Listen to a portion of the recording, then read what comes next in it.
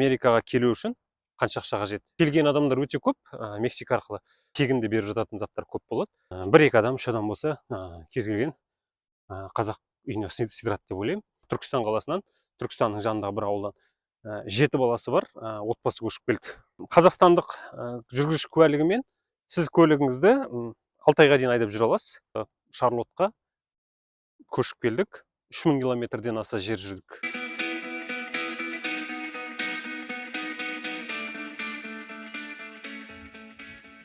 Ассалаумағалейкум ағайын. Бүгін міне үйдің жанындағы паркте жүрміз. Яғни үйден жұмыс істегеннен кейін, үйден шықпағаннан кейін шаршап жалығып кетеміз. Содан кейін осында кешкі сағат 3:30-4-тен кейін осылай паркте 1-2 сағат серуендеп жүретінім бар. Бүгін сол серуендеп жүрген кезде осы видеоны жазайын деп шештім. Бұл видеоның тақырыбы Америкаға келу үшін қанша ақша қажет? Мен жекемнен де достарым бар, таныстарым бар. Сұрап жатады, неше ақша болса біз Америкаға келеміз дейді. Енді бұл сұрақ өте көлемді сұрақ, бірақ ең нақты қажет нәрселерді мен айтуға тырысып көрейін. Туристік визамен келген адамға қанша ақша қажет? Яғни бірінші туристік визаның өзінің бағасы $185. Яғни ол виза болмаса келуіңіз қиындау. Егер визаңыз, әрине, визасы болмаған адамдар шекарамен де келіп жатыр қазір. Ол тіпті бұдан да шығаны көп. Өйткені шекарамен келу үшін сіз Мексикаға билет аласыз. Мексикадан бері, енді ол туралы да бір күні бір видео түсірем, алла бұйырса толығырақ. Сол кезде ол Мексикамен келу туралы да мүмкін таба алсам. Келген адамдар өте көп Мексика арқылы. Бірақ көбісі ашық видеоға қалай келгенін айтып бергісі келмейді. Біздің қазақ тілділерден, әрине менің видеом қазақ тілді болғаннан кейін қазақ тілді адам іздеп жатырмын ғой. Бірақ мен білетін, танитын кісілер бар, бірақ барлығы айтады, біздің бетімізді көрсетпе дейді. Ұялады, намыстанады, немесе туыстары үшін қорқады. Туристік виза алғаннан кейін не істеу керек? Бізге самолетқа билет алу керек. Самолеттің билеті бұрын арзан болатын. Бұрын самолеттің билеті мынау соғыстан бұрын, мынау Украинаның авиалиниясы, немесе мынау орыстардың аэрофлоты бар кезде біраз арзан болған. Қазір билет бағасы қымбаттау. Қазір билет барып қайтуға билет құны $2000 көлемінде, яғни 1500, 1400-ден жоғары сезонға байланысты. Жаз кезінде қымбаттау, қыста, көктемде арзандау. Яғни билетке $1500 деп жазып қояйық. Билет $1500. Жұмыс табу керек. Жұмыс тапқанша бізге өмір сүретін ақша керек. Бұл туристік виза, тағы да айта кетейін, жұмыс істеуге рұқсат бермейді. Яғни сіздің істеген жұмысыңыз біраз заңсыз болады. Бірақ заңсыз болса да жұмыс табуға болады. Самолетпен ұшып келгеннен кейін алғашқы шығын ол самолеттан отельге дейін немесе үйге дейін жетіп алу. Мүмкіндік болса, алдын ала осындағы қазақтармен таныстар тауып, біреу күтіп алатын болып келісіп алсаңыз арзандау болады. Себебі аэропорттан таксимен келу өте қымбат. Мұнда сары таксилер, арнайы таксилер, олар ең азы $100 алады, $150 олар ала береді, өте қымбат болады. Uber деген бар, Қазақстанда бар ғой, енді Uber алсаңыз болады, лифт бар, ол біраз арзандау, оның өзі ең азы $50 болады аэропорттан. Егер біреумен келісіп қойып, сол күтіп алатын болса, сол сәл тиімді болады. Әрине ол тегін ғой. Яғни таксиге тағы да $100 деп есептеп қояйық, такси $100. Міне, көп адамдар сұрап жатады ғой, Америкада үйлер қандай деп. Міне, үйлер тып-тыныш. Ешкіммен шаруасы жоқ. Үйлер. Мына жақ парк, міне. Бағанан бері мен осы паркте жүріп келдім, міне. Мына жерден дұрыс көрінбей тұр, ағаштардан. Міне. Енді қайда жатасыз? Келгеннен кейін сізге қонатын жер керек қой. Ол үшін бастапқыда егер отбасымен болса, әрине қонақ үйде қалуыңыз мүмкін. Қонақ үй, дұрыс деген қонақ үйлер ең азы бір $100. Енді $60-70 арзан қонақ үйлер табуға болады. Енді оны әрине алдын ала алып қойсаңыз тіпті жақсы. Мұнда келгеннен кейін, дәл келген уақытта қонақ үй қашанда қымбаттау, алдын алсаңыз арзан. Тіпті болмаса мынау Airbnb деген бар. Қазірден бастап көрсеңіздер болады, бөлмелер бар. Сол бөлмелерді бір айға жалғасаңыз болады. Бір ай болса, ол қашанда арзан жүреді. Бір аптаға 3 күнге де алуға болады. Сонда ол қауіпсіз. Сонда ешкімнің мазасын алмайсыз, өзіңізбен өзіңіз боласыз. Airbnb. Немесе booking.com деген бар, яғни booking сайты. Одан да қонақ үйлерді алуға болады. Қандай қалаға келесіз, соған байланысты ғой енді. Әрине мынау чаттардан, қазақ комьюнитилерден біреуден айтуға болады, күтіп алуға. Өзіміз талай отбасын күтіп алдық. Енді мүмкіндігінше, қолымыздан келгенше мұнда қазақтар көмектеседі. 2-3 күнге дейін, 3-4 күнге дейін, енді өте ұзаққа емес, қондырып жібере алады. Ол енді отбасының үлкендігіне байланысты әрине. 1-2 адам, 3 адам болса, кез келген қазақ үйіне сыйдырады деп ойлаймын. Әрине 5-6 адам болса қиындау. Өйткені мұнда көрпе жастық көп адам артық ұстай бермейді. Бұл жақта үйдің алдын ешкім қоршамайды. Үйдің алды ашық болады.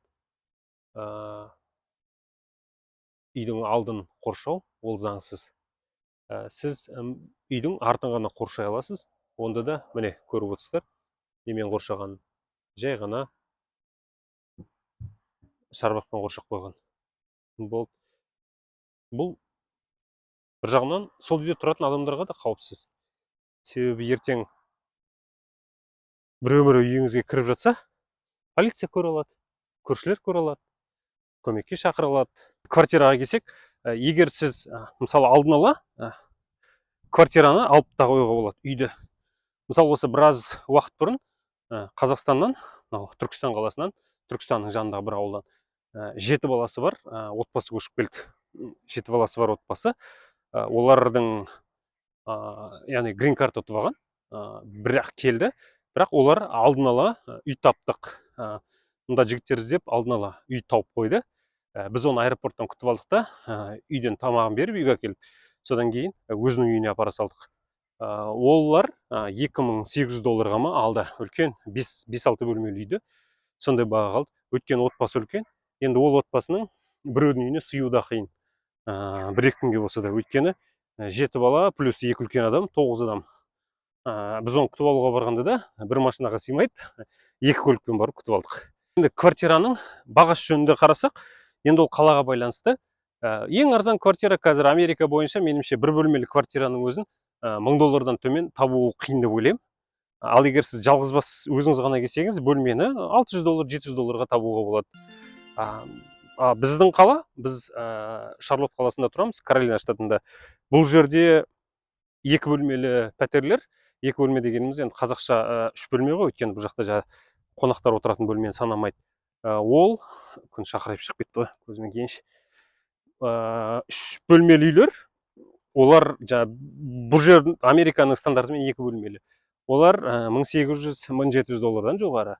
Енді ол тағы да бұл баға деген нәрсе ауданға байланысты. Яғни Алматыда да бар ғой, мысалы Тастақ бар, басқа баға, Тимирязев көшесінің бойы басқа баға, Абай көшесінің бойы басқа баға, Әл-Фарабиден жоғары басқа баға. Сол сияқты бұл жақта да сол ауданға байланысты үйдің бағалары әртүрлі болады. Яғни оның баға мынандай деп айту қиындау. Мұнда міне көп балықшылар осында келеді. Мен мұнда көбінесе таңертең жүрген ұнайды. Таңертең күн салқын болып тұрады. Әдемі, сосын таңғы сағат 6-ларда шықсаң, осы жерде шалдар отырады, балықтарын аулап. Жүзуге болмайды дейді. Бірақ балық аулауға болады. Бірақ енді балық аулағанмен олар балықтарын жібере салады, не істемейді. Жемейді бұлар, тек қызық үшін аулайды. Квартираның бағасы $2000 шықты дейік айына. Сіз енді жаңадан келген болғандықтан, сіздің кредит тарихыңыз жоқ, сондықтан олар депозит сұрайды. Өйткені сіздің жұмысыңызда жоқ. Ол жоқ дегенде бір айдың депозитін алады. Ол тағы да $2000. Сонымен қысқасы, тек квартираға $4000 қолда болу керек. Яғни бірінші айдың ақшасы, содан кейін депозит. Сіз квартираның кілті қолыңызға тиді. Квартираға көшіп кіруге дайынсыз. Бірақ сіз көлік болмаса, нан алуға да бара алмайсыз. мына жерде отыратын жер істеп қойыпты. Балығыңызды аулап, содан кейін отырып осы жерде демалады екенсіз. Егер сіздің жеке көлігіңіз болмаса, Нью-Йорк қаласы ең жақсы қала. Ол жерде көліктің керегі жоқ. Метро бар, автобус бар. Чикаго қаласы, Сан-Францисконың мүмкін орталықтарында жүре алатын шығарсыз көліксіз. Бірақ Американың басқа қалаларында көліксіз жүру өте қиын. Менше мүмкін емес. Ең жақын магазин, жаяу білмеймін қанша минут екенін, бірақ көлікпен бір 5 минут жүреміз, бірақ енді жаяу бару қиын ғой. Ол тек магазин мәселесі. Ертең балалардың мектебі бар. Әрине мектепте автобус бар, бірақ түстен кейін жиналыс болады, басқа болады. Сіз жұмысқа баруыңыз керексіз. Жұмысқа бару үшін автобуспен жету мүмкін емес. Автобустар жүреді, қай қалада болса да. Бірақ мүмкін сағатына бір автобус келуі мүмкін. 35 минутта бір автобус келуі мүмкін. Қысқасы, көліксіз өте қиын. Яғни келген күннен бастап сіз көлік қарауыңыз керек қой. Көлік алу үшін сізге жүргізуші куәлігі керек. Жүргізуші куәлігі оңайлау. Көп жерде бір $20-25 тұрады. Ол үшін ағылшынша тест тапсырасыз. Кейбір штаттарда орысша тест бар. Оны тапсырып өтсеңіз, сосын IDAC driving тест дейді. Көлікті айдап, жаныңызда офицер отырады, көрсетесіз айдай алатыныңызды. Жүргізуші куәлік қолыңызға тигеннен кейін сізге көлік керек. Яғни мында да тағы үлкен көлшік бар екен. Осы айналада көлшік өте көп негізі. Жүргізуші куәлігін алғаннан кейін де, оған дейін де көлік бәрібір керек. Қазақстандық жүргізуші куәлігімен сіз көлігіңізді 6 айға дейін айдап жүре аласыз. Ол заңды. Яғни келген күннен бастап көліксіз жағдай қиын дегенім сол. Уақытша көліктің мәселесін жалмен шешуге болады. Яғни көлік алып алғанша машина жалға алсаңыз болады. Енді машинаны қалай іздеуге болады? Машинаны көбінесе мен өзім Facebook'та Marketplace деген бар. Мен содан қараймын. Содан жеке адамдардан алсаңыз бағасы төмендеу болады. Енді көп арзан алуға болады. Мысалы машина енді біздің қазақтар жақсы көретіні Toyota Corolla, Toyota Camry, ол екеуін $5000 көлемінде дұрыстау көлік алуға болады жүретін. Бірақ егер сіз ол көлікті адам тасуға, жаңағыдай болашақта жұмыс таппай қалсам, Uber айдаймын немесе тамақ тасимын десеңіз, машинаңыздың тәуірлеу болған дұрыс, мүмкін $6-7 000. Қысқасы тек қана жұмысқа барып келетін, әйтеуір далада қалдырмайтын көлік десеңіз, онда $4000 айналасында алуға болады. Көлік мұнда арзан, Қазақстандағыдай қымбат емес. Көлікті алғаннан кейін бізде ГАИ дейді ғой, енді соңға төлейтін ақша бар. Мұнда ол қымбат емес. Мұнда $5000 машинасына мүмкін сізден $150-120 алуы мүмкін. Яғни бір жылға регистрация қойып бергенге. Мұнда регистрация деген нәрсе Қазақстандағы транспорт салығы сияқты, көлік салығы сияқты бір жылда бір рет төленеді. Регистрация жыл сайын $100, $110 жаңалап тұрасыз. Астыңызда көлігіңіз бар. Квартираның кілті қолыңызға тиді тұратын. Енді не керек? Сізге дүние мүлік керек. Жалпы Америкада дүние мүлікті жаңадан алмай, жаңа қолданылғанды ала береді. Ол бұл жақта норма. Яғни одан ұялатын немесе одан ыңғайсызданатын ештеңке жоқ. Көп американдықтар солай істейді. Себебі бұлар көп көшіп қонады. Яғни Қазақстанда бар ғой, бір ауылдарда, аудандарда адамдар 50 жыл тұрған бір ауылда, 40 жыл тұрған бір үйде деген. Бұл жақта ондай өте аз. Бұлар жұмыс барысымен өте жиі көшеді. Өте жиі көшкеннен кейін дүние мүліктерін тасып жүруде қиындау. Былтыр біз бір жыл бұрын Аризонаның Феникс қаласынан, Феникс Скоттсдейл қаласынан осы Шарлоттқа көшіп келдік. 3000 километрден аса жер жүрдік. Яғни біз көп мебельдерімізді әкелген жоқпыз. Себебі 3000 километрге оны тасудың қажеттілігі жоқ. Сол сияқты көп американдықтар солай көшіп жүретін болғандықтан бұлар жаңа зат көп алмайды. Алатындар көп әрине, бірақ алмауға болады. Оны айтайын дегенім, қолданылған заттарды бағанағы айтқан маркетплейс фейсбуктан немесе OfferUp деген бар, Craigslist деген бар. Сол жақтан өте жақсы бағаға тауып аласыз. Мысалы өзі $3,000 тұратын диван 1 жыл 2 жыл ұсталғанда $800, $1,000 алып кетесіз. Төсектер де солай. Қысқасы өте жақсы заттарды арзан бағаға алуға болады. Артымда бір жас сырғанап келе жатыр. Құларым екен, қолында телефоны бар. Сондықтан пайдаланылған заттарды алсаңыз, шығыныңыз мүмкін бір $1,000, $1,500-ға үйіңіздің ішін, кішірек квартирада тұрсаңыз, толтырып алуыңызға болады деп ойлаймын, дүние мүлікпен. Квартираның барлығында холодильник болады. Әрине бастапқы келген кезде сіз кішірек квартирада тұрасыз ғой, жаңа келгеннен кейін. Микроволновка болады, пісіретін пеш болады, кухонный гарнитур дейді ғой, солардың барлығы болады. Қысқасы қажет нәрсенің көбісі бар. Сіз төсек алсаңыз, жататын, ас ішетін ыдыс-аяқ алсаңыз, сосын асты пісіретін продуктыңыз болса, матрасыңыз болса, болды, артық ештеңе керек жоқ. Бастапқы уақытта солай өмір сүруге болады. Киімдеріңіз қойып, біртіндеп толтырып дүниені жинап алуға болады. Дүние өзі жиналып кетеді. Тіпті чаттарды қарап отырсаңыз, бастапқыда көп ақшаңыз болмаса, тегін де беріп жататын заттар көп болады. Жаңағы Фейсбукта жазады, тегін бүгін алып кету керек деп. Сол кезде көлікпен зырылдап барсаңыз, өте жақсы нәрселерді тегін алуға болады. Олай істейтін адамдар да көп. Солай тегін алып, 1-2 күннен кейін оны ақшаға сатып жататын сондай кәсібі бар адамдар да бар. Шығындардың, негізгі шығындар осы деп ойлаймын. Әрине мен бұған сіз келгеннен кейін денсаулық страховка дейді ғой, сақтандыру, оны айтқан жоқпын. Көліктің сақтандыруын айтқан жоқпын. Ол енді біртіндеп болады ғой, бұл енді келе салғанда емес. Бірақ көлік сақтандыру да аз ақша емес.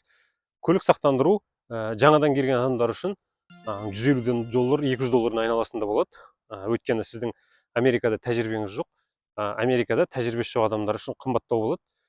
Ол біртіндеп тәжірибеңіз артқан сайын көліктің сақтандыруы да арзандай береді. Қорытындылап келетін болсақ, қанша ақша керектігін экраннан көріңіздер мұннан. Өйткені мен видеоны келе жатып жазғаннан кейін, оны қағазға жазып дайындалған жоқпын. Өзімнің айтқан суммаларымды тіпті ұмытып та қалдым десем болады. Мен жобамен айттым. Әрине, жалпы бұл видео арнайы бір дайындалып түсірілген жоқ. Міне үйлердің алды, көрсеңіздер, ашық тұр. Келесіде есігінің алдынан тікелей үйіне кіріп кете аласыз. Міне, арт жақта бағанағы футбол ойнайтын орталық.